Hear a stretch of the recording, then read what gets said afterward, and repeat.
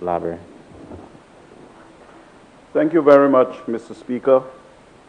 Mr. Speaker, I wish to just add my voice to what is before us at this juncture in time and to seek some clarification. Mr. Speaker, the resolution before this Honorable House is to seek an approval for the extension of time to lay the estimates. The authority quoted for this extension, Mr. Speaker, is the newly minted Public Finance Management Act, number 14 of 2020, and specifically Section 32(4) of that Act. This section states, Mr. Speaker, as follows. If an emergency is declared in accordance with Section 17 of the Constitution of St. Lucia, Cap 101, and the minister is unable to lay the estimates before Parliament, he or she shall seek an immediate approval of Parliament for an extension with reasons for seeking the extension by a new date, no later than 15 days before the end of the financial year.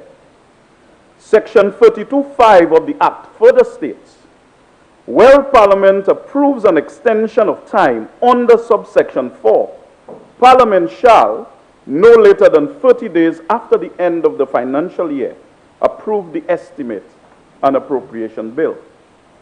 Mr. Speaker, the resolution goes on to state that the state of emergency was approved by Parliament as statutory instrument number 27 of 2021, containing a declaration that a public emergency has arisen as a result of 2019 nCoV, an infectious disease commonly known as COVID-19.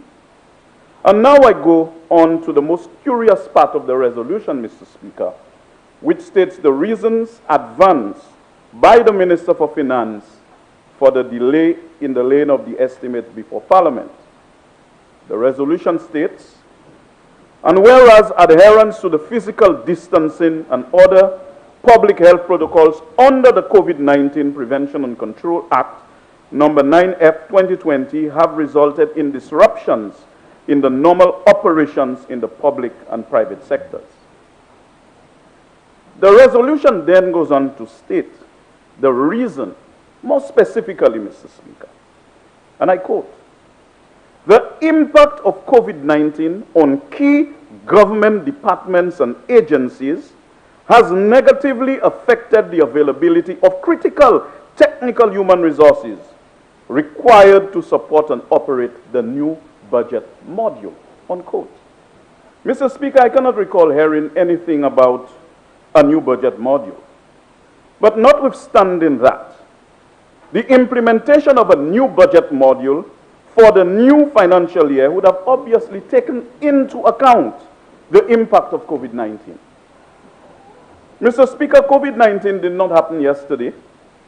It wasn't last week or last month. In fact, St. Lucia has been impacted by COVID since March of last year, and that a decision to implement this new budget module would have obviously taken into consideration the impact of COVID-19. The development and implementation, Mr. Speaker, of a new budget module is a major project which has serious implications for the budget, and therefore a decision taken to implement this module in this year is rather curious, Mr. Speaker. I would like to imagine that the implementation of such a major initiative like a new budget module would have been developed within the context of a proper project management plan, Mr. Speaker, which would identify all the key risks which could affect the implementation, and that a management plan would have been developed to manage those risks under a worst-case scenario. Further, Mr. Speaker, this budget module has been implemented within the period of COVID-19, which has and continues to affect us from March of last year. And now to come at this 11th hour to seek a delay for the laying of the estimates, in my view, Mr. Speaker, is a bit surprising and shocking. And I will give my reasons for saying so, Mr. Speaker. Mr. Speaker, I have spoken to two experts in IT And they have advised that whenever one develops a new system like a budget module, adequate time must be given for testing, verification, and validation of the new system. In fact, best practice would require that the old system or current system should run parallel with the new system, so that in the event the new system fails, the old budget module is available as a backup. I cannot imagine, Mr. Speaker, that technocrats who are working in the public service are not aware of these best practices, Mr. Speaker. And therefore, I find the reasons advanced in this resolution to be highly specious. Mr. Speaker, we have trained well-qualified persons within the public service, and they would know exactly what I have been saying. I was even informed, Mr. Speaker, that an alternative best practice used in IT in the implementation of a new software like this new budget module is to run a pilot for the new module for a few ministries while continuing to use the current budget module concurrently, Mr. Speaker. During the period of the pilot, bugs and other defects in the new model can be fixed. The pilot period of 1 year will provide an opportunity to examine and test the new system and fix any bugs or other defects that arise before you proceed to a full rollout of the system, Mr. Speaker. Mr. Speaker, I cannot imagine that these best practices were not used in the implementation of such a significant and important software as the new budget module, which has implications for the entire budgeting system. Mr. Speaker, given what I have just said, and best practices in implementing the new software, I cannot accept the reason put forward by this government that COVID-19 affected the availability of critical technical human resources to support and operate the new budget module. Mr. Speaker, during this modern age, the IT experts can provide their support remotely. So there is no need to be physically present in the office to provide support and operate the new software.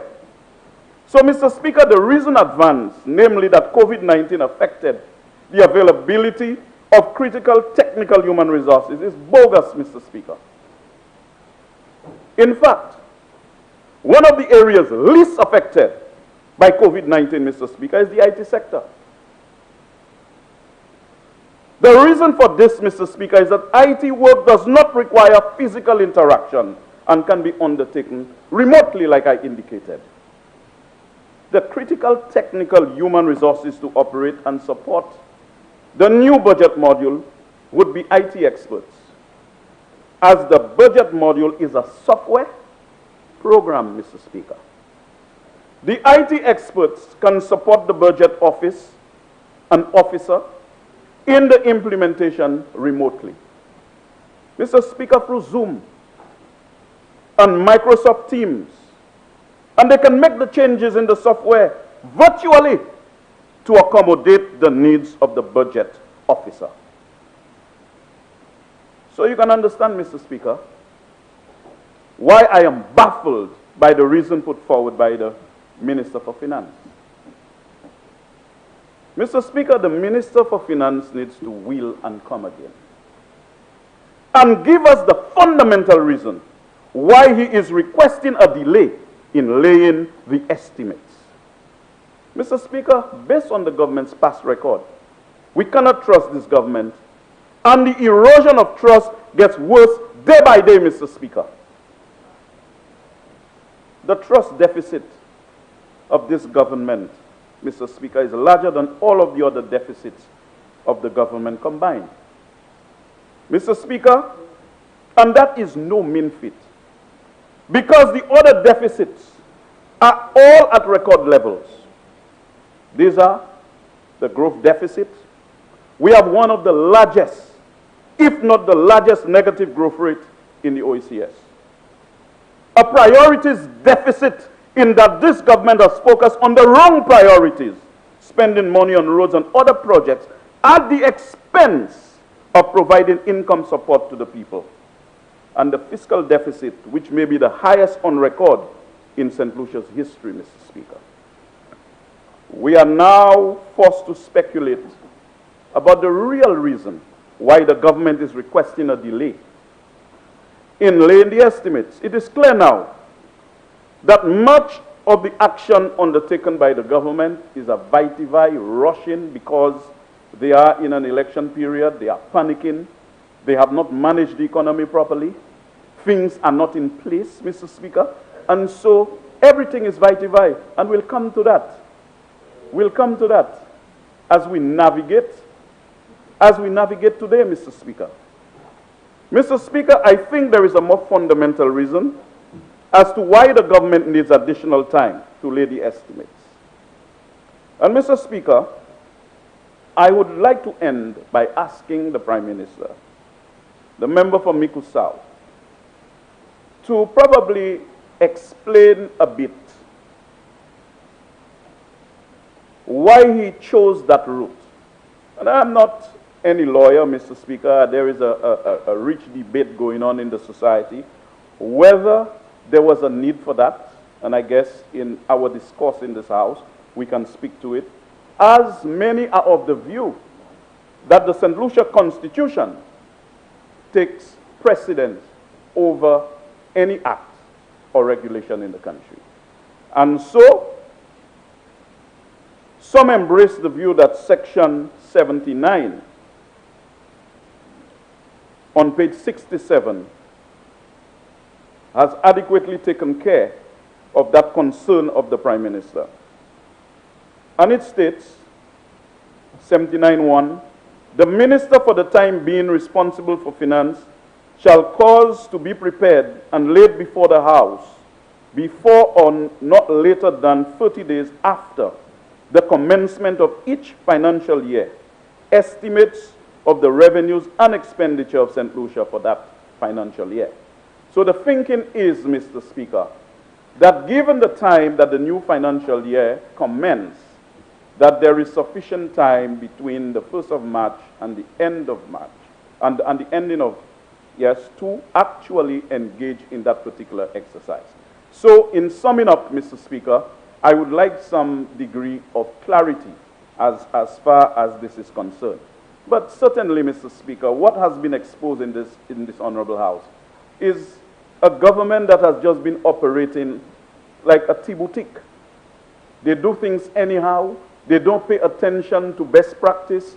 They do not pay attention to doing things properly. Up to now, we don't have a deputy speaker in this Honorable House, Mr. Speaker. But that's for another show. So, Mr. Speaker, I thank you for allowing me to make those brief observations. And of course, I am awaiting clarification on the constitutional matter, as I am no lawyer, Mr. Speaker, but certainly I would want someone to illuminate my understanding and illuminate the issue further so that it could lead to deeper understanding. At this juncture, Mr. Speaker, I yield the floor.